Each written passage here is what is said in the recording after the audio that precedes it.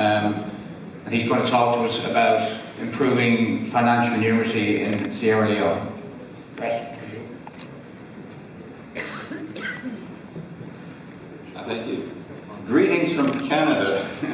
I'm a Toronto credit unionist, worked in the system for 8 years, and in fact volunteered with the Canadian Cooperative Association at a certain point, and doing so sort of changed my life. I went over to Nepal in 1999 and worked with their central for a month or so.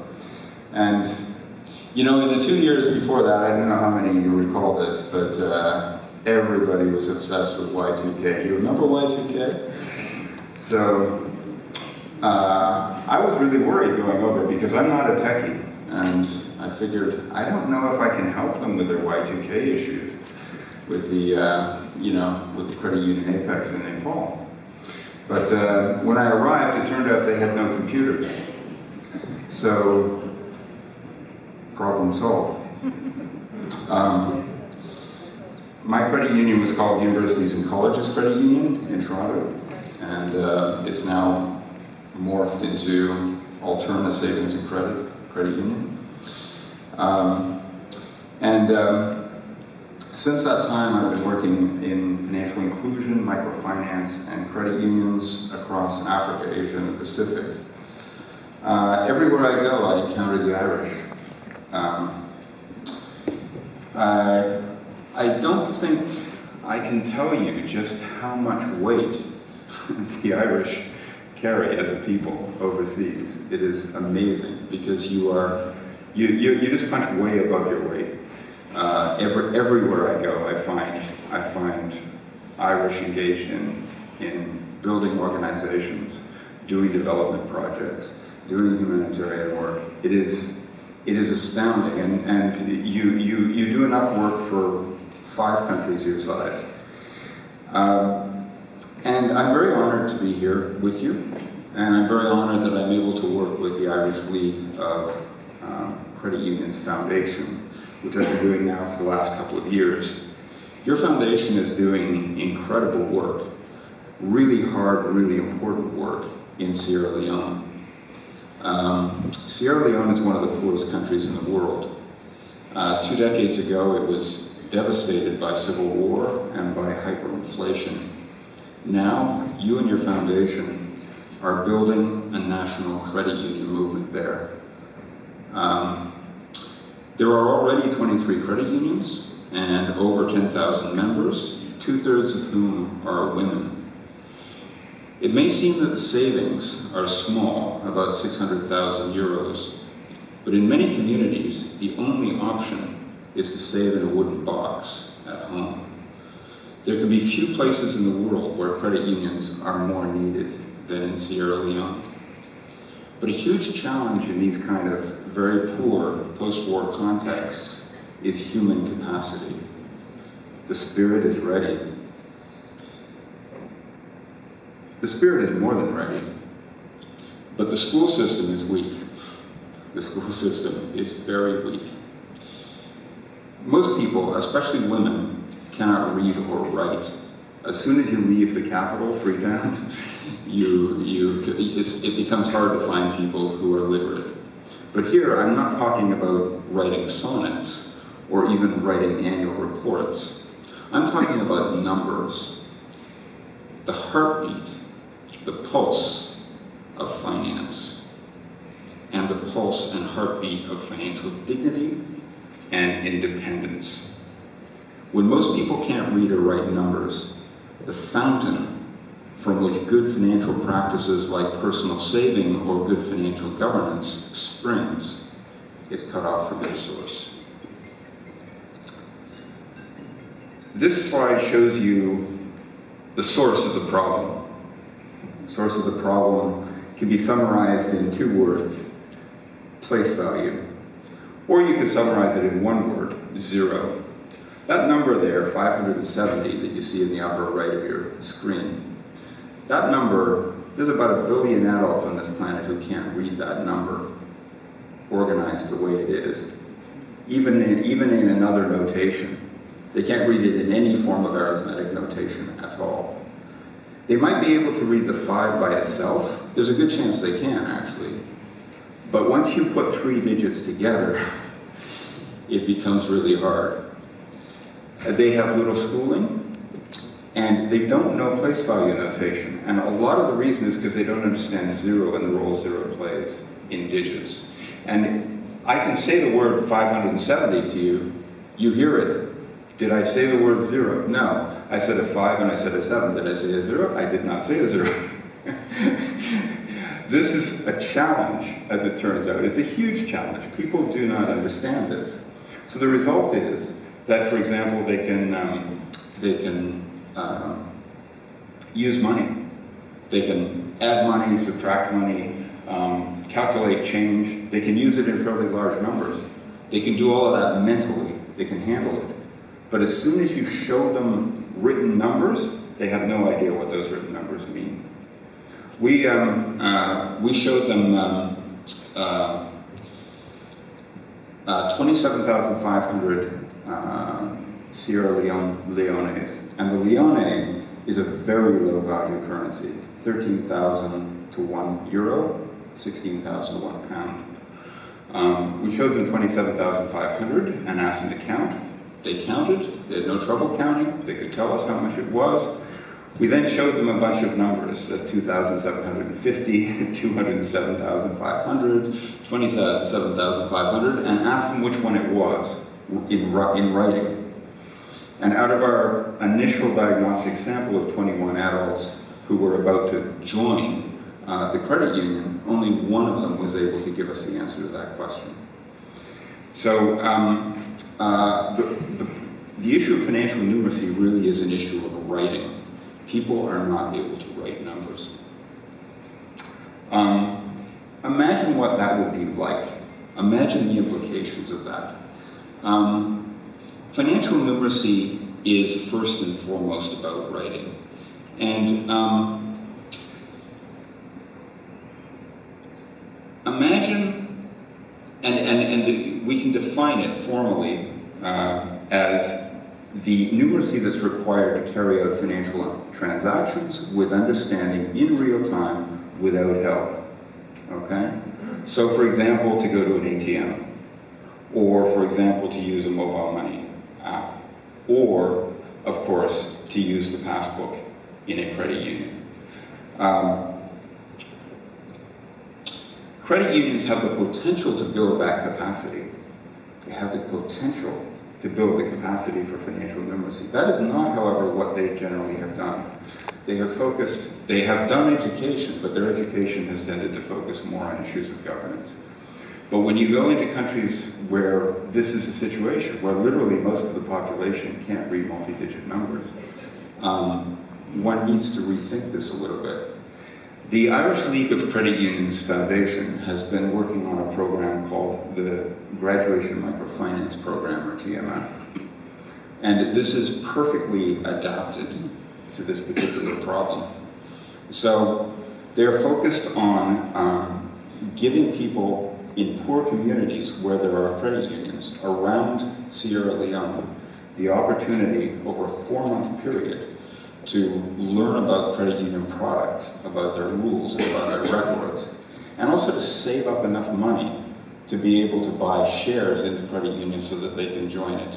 Because that takes a certain amount of shares, it takes a certain amount of money, people don't have cash, they don't generate it very much. So there are weekly meetings over a 4-month period. And then that allows the credit union to reach out into the whole community and bring a large number of people into the community who wouldn't otherwise be able to qualify. This is how the passbook looked before we started our work in 2000. So as you can see, it's a very conventional passbook. It's very simple. You have your date, you have a record number, you have the paid in, the taken out, how much money is coming in, how much is coming out, the interest and the balance.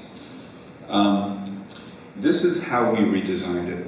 So this redesign is based on analysis of the actual capacity of the members, right? As I said, we were testing them, we were testing their numeracy, right? we realized that some of them could read and write one-digit numbers, but most of them couldn't. So you see at the bottom, you see a numeric legend that shows stones, because very often people there count with stones.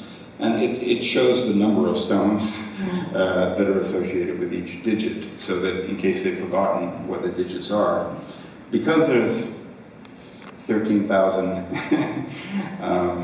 leones to a euro, we zeroed out 3 zeros.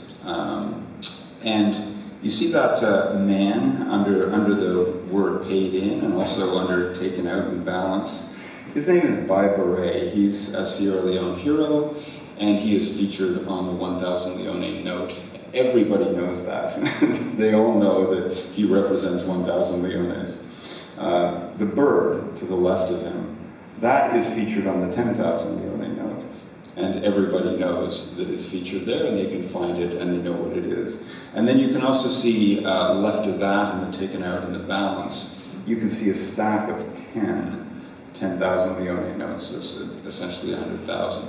So what is happening in this situation is we're creating a passbook where even if you only know how to write a one-digit number or read a one-digit number, if you see that the staff person has made a mistake and you gave them as a deposit 100,000 leones and they write down 10,000 leones, you will immediately know that it's a mistake.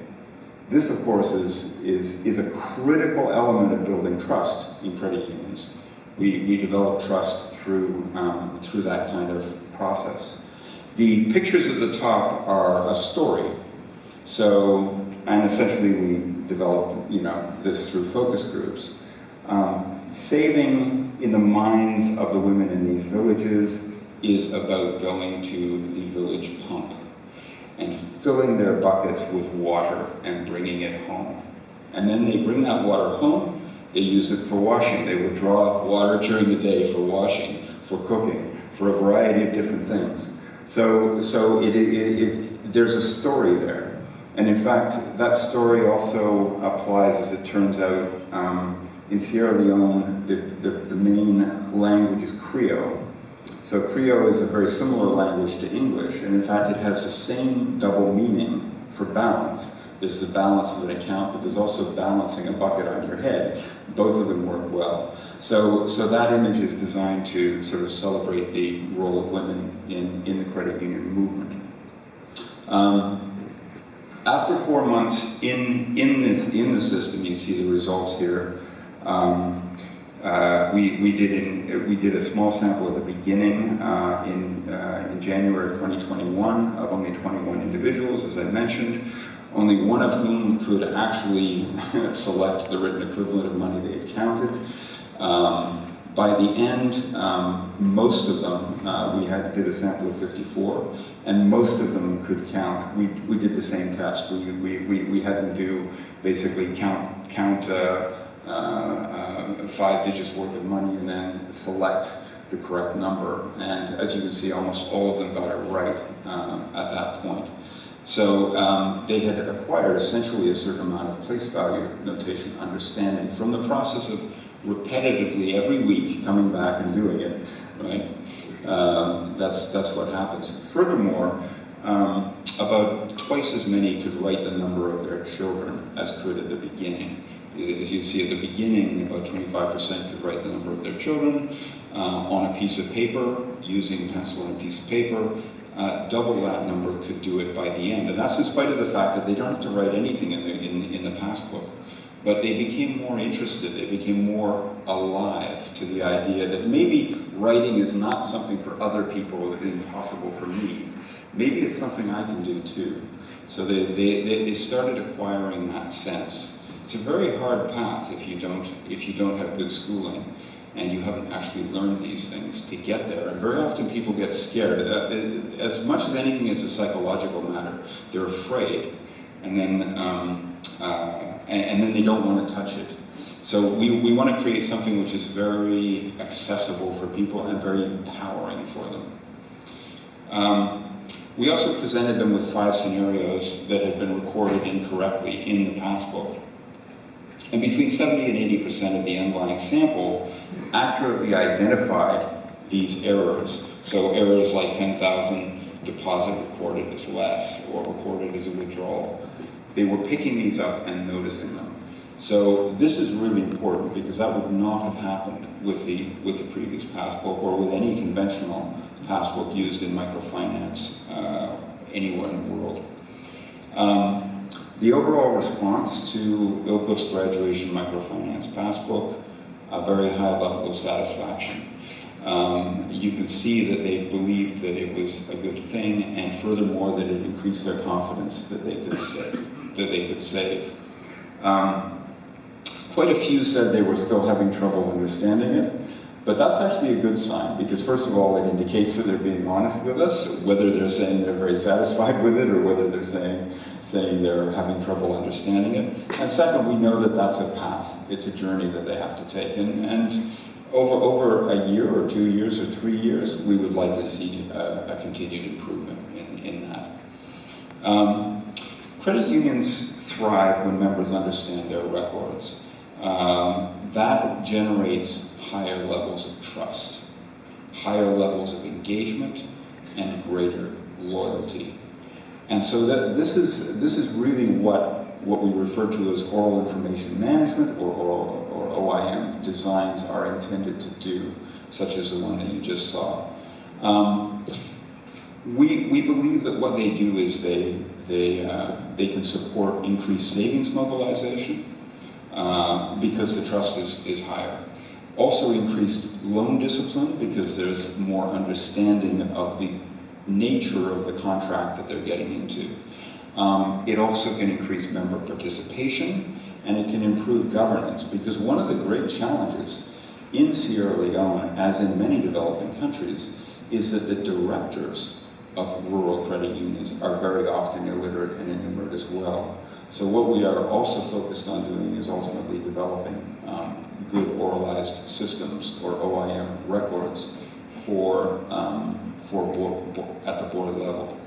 So I'm going to leave it there and I'm going to pass it on to Sinead, and Sinead will wrap up on behalf of the Irish fleet. So thank you, everybody.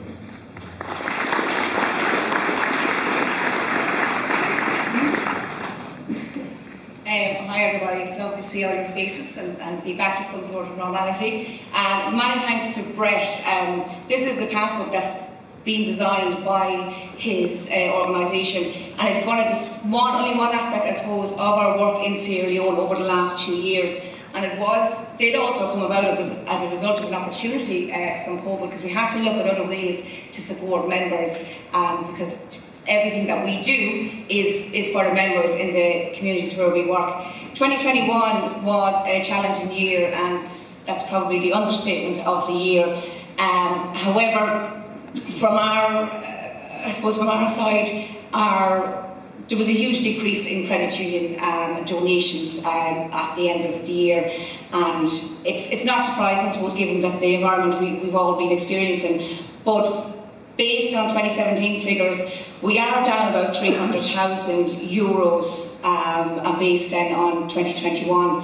Now, pre-COVID, we actually have a new strategic plan put into place, and we were trying to be, I suppose, proactive and realise that if credit union donations keep going down, we have to do something different.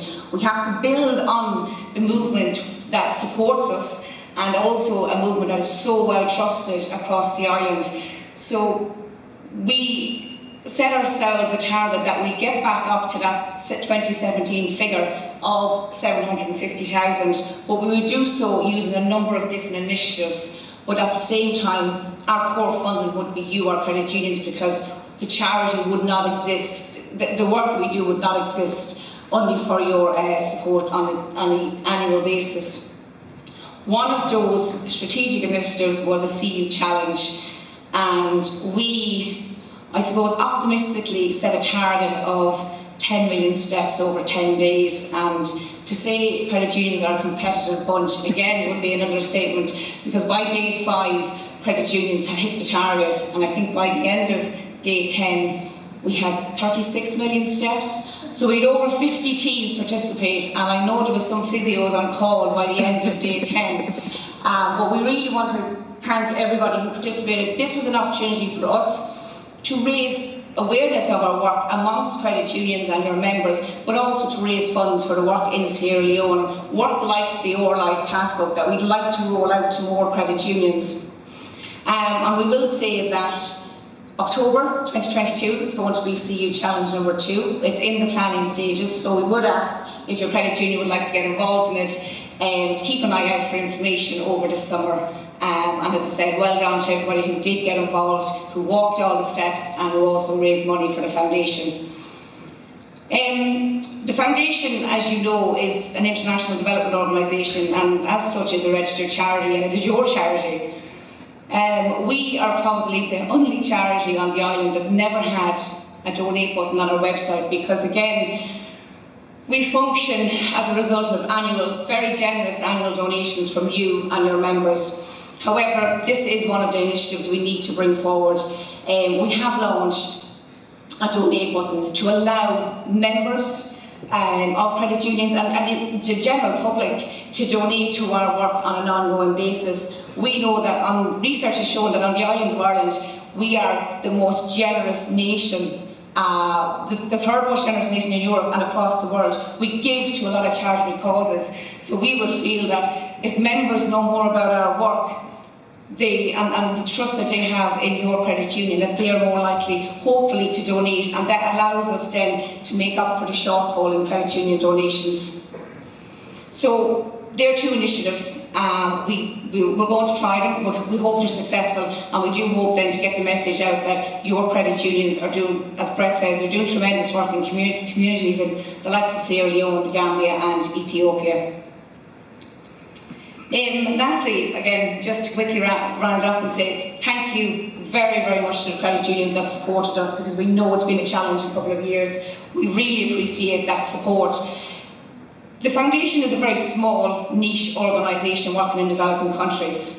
And we are realistic. We know we're not going to change the world, but we also know we can make a huge difference in the communities where we work. And everyone in this room knows the difference and the positive impact a credit union has in the community, has for the individuals living in the community and their families. So your support is helping us to make a difference. And we really would ask that if your credit union doesn't support us, we really would ask that you would consider maybe this year, if maybe even getting involved in the CU Challenge or helping to promote our work in some way, shape or form. And to the credit unions who continue to support us, thank you for helping us to give people a hand up, because all we do is use the experience and the success from your movement to be able to share that with others, and others who deserve that lift in life and deserve to be able to run their own credit union and to be able to access savings and affordable loans. Thank you.